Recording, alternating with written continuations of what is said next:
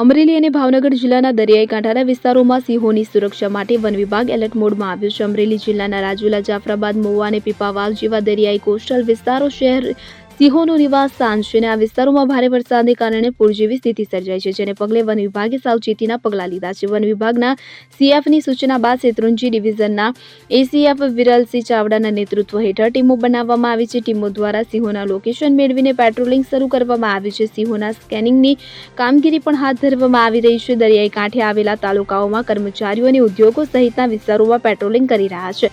આ કામગીરી માટે 40 જેટલા સ્ટાફની ટીમો કાર્યરત કરવામાં આવી છે. કોવાયા અને રામપરા સહિતના વિસ્તારોમાં એક સિંહનું સ્કેનિંગ કરવામાં આવી રહ્યું છે. શેત્રુંજી ડિવિઝનના એસીએફે જણાવ્યું કે ભાવનગર અને અમરેલી જિલ્લાના દરિયાઈ કાંઠાના વિસ્તારોમાં ભારે વરસાદને કારણે સીએફની સૂચના મળતા દરેક દરિયાઈ કાંઠાના તાલુકામાં પેટ્રોલિંગ વધારી દેવાયું છે. તેમણે પુષ્ટિ કરી છે કે તમામ સિંહોનું સ્કેનિંગ અને પેટ્રોલિંગ કરવામાં આવી રહ્યું છે અને સિંહો સાથે કોઈ અનિચ્છનીય બનાવ બન્યો નથી અને હાલ તમામ સિંહો સુરક્ષિત છે. Bureau report CN24 news. હવે જુઓ દેશ દુનિયાની તમામ ખબરો તમારી આંગળીના ટેરવે.